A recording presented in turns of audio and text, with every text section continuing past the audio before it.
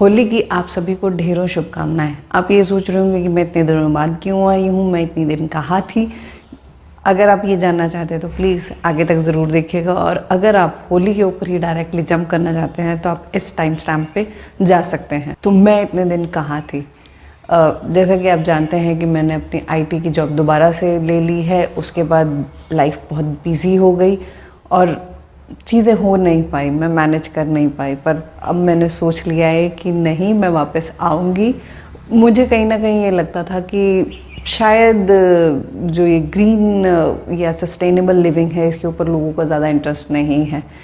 पर जब मैंने ये अवार्ड फंक्शन देखा और जिन्हें देख के मुझे बहुत सारी प्रेरणाएं मिली, उन्हें जब मैंने इस तरह से देखा कि लोग उनको किस तरह से सराहा रहे हैं, चाह रहे हैं, इसीलिए आज वो इतने बड़े मंच पे हैं, तो मुझे लगा कि नहीं, आप सभी लोग इस चीज़ में सुनना चाहते हैं, देखना चाहते हैं। शायद मेरे में ही कुछ कमी है जिस कारण से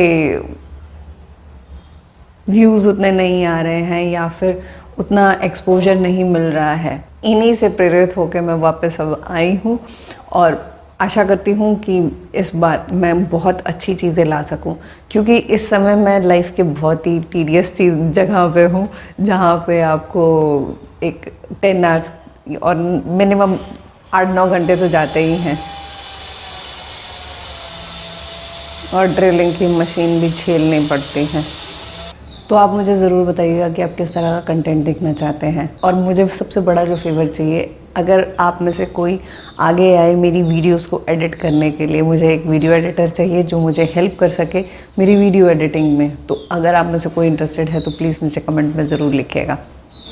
तो चलिए होली की बात करते हैं। होली में रंग कैसे यूज़ करने हैं, पानी कितना यूज़ करना है, मैं इसके ऊपर कोई बताने नहीं आई हूँ। रंग, ये मेरी एक प्रियजन है जिनकी एक कंपनी है मोर, इनके रंग मुझे बहुत ज़्यादा पसंद आए। और सबसे बड़ी बात ये है कि ये लैमिनेटेड पैकिंग नहीं यूज़ कर रही है, प्योर कागज़ से बनी हुई, जिसको आप अपने घर में कंपोस्ट कर सकते हैं, और 100% नेचुरल रंग।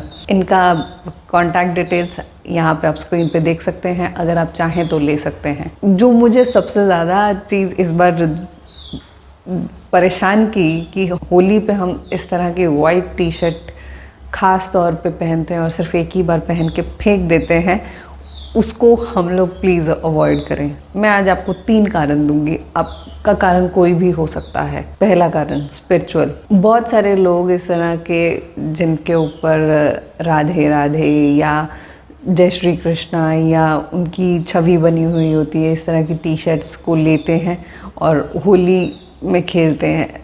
और जब इनके ऊपर रंग जाता है या जब पानी डलता है तो वो पानी भी नीचे गिरता है। तो जब इनके ऊपर पानी गिरता है तो वो पानी किसी के पैरों में होता है, वो हमारे भगवान का एक तरह से हम अनादर कर रहे हैं।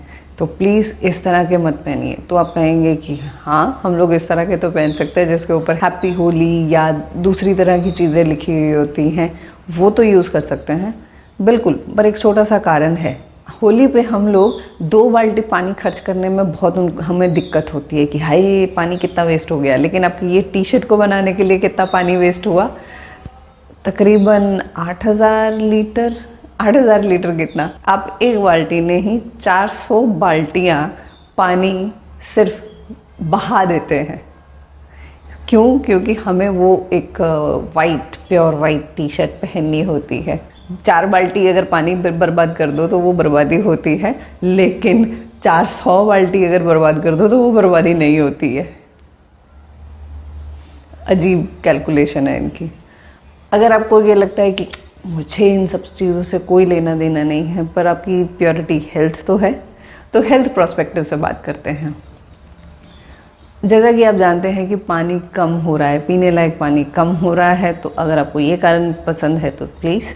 दूसरा, अगर आप ये कहते हैं कि नहीं मेरा तो माइक्रोफाइबर है जिसमें पानी कम कंज्यूम होता है, तो वो उससे भी बड़ा डिज़ास्टर है, क्योंकि वो माइक्रोप्लास्टिक घुलेगा, कटेगा, फटेगा, मिलेगा आपकी मिट्टी में, आपके पानी में, आपकी हवा में, और उसी चीज़ों को हम लोग फिर ग्रहण करेंगे और बोलेंगे मुझे कैंसर क्यों हो रहा है, मुझे डायबिटीज़ क्यों हो रहा है, मुझे फलाना बीमारी क्यों हो रही है, ढिमका बीमारी क्यों हो रही है। क्योंकि आजकल हम लोग एक क्रेडिट कार्ड जितना प्लास्टिक हर हफ्ते खा जाते हैं। अगर हम उस चीज़ को प्लीज़ कम करना चाहते हैं तो माइक्रो प्लास्टिक किसी भी रूप में आप लोग यूज़ कर रहे हों उसको कम कीजिए। तो अगर आपको ये लगता है कि इन सब चीज़ों से मुझे कोई फ़र्क नहीं पड़ता है, तो फ़र्क तो पड़ रहा है, फ़र्क तो पड़ रहा है, इसीलिए आप ये वीडियो देख रहे हैं। तो प्लीज़ इस होली आप लोग अपने पुराने से पुराने कपड़े निकालिए और उनको पहनिए। मैं इस होली में यही ड्रेस पहनने वाली हूँ। ये मेरा नाइट सूट है 2010 या 11 का। 2010 या 11 में मैंने ये नाइट सूट पहन के किया था। उसके बाद फिर इसके ऊपर ये स्टेन लग गए थे और अब हर होली मैं यही कपड़े पहनती हूँ और धो के दोबारा से रख दो। आप बोलते होंगे अरे यार होली के कपड़े धोने पता कितने मुश्किल होता है। बिल्कुल मुश्किल नहीं होते हैं, सीरियसली। अगर आपके पास सेमी ऑटोमेटिक मशीन है तो फिर तो बिल्कुल भी मुश्किल नहीं है। पानी से उनको अच्छे से निकाल दीजिए, उनका होली का रंग निकल जाए। उसके बाद जब लास्ट आखिर में जब आप अपने सारे अच्छे कपड़े धो चुके हैं, जब आपको पोछे और ऐसे ही डस्टिंग वाले कपड़े धोने हैं, तब आप अपने होली के कपड़े डालिए, उनको धोइए, मशीन में से निकाल के उसके बाद सुखा के रख लीजिए, अगले साल फिर से काम आ जाएंगे। तो इसी तरह से हम लोग वही चीज़ें दोबारा से यूज़ कर सकते हैं। वही दादी और नानी वाले फॉर्मूले ही बेस्ट हैं। हमें कहीं और जाने की ज़रूरत नहीं है, हमें किसी और दूसरे देश के चीज़ों को फॉलो करने की ज़रूरत नहीं है। बस वापस अपने उसी धरोहर पे लौट आइए। तो मैं मिलूँगी आपको किसी अगली वीडियो में इसी तरह के किसी अतरंगी सतरंगी आइडियाज़ के साथ कि हम लोग अपने लाइफ में किस तरह से सस्टेनेबिलिटी बढ़ा सकते हैं और पोल्यूशन को कम कर सकते हैं। धन्यवाद।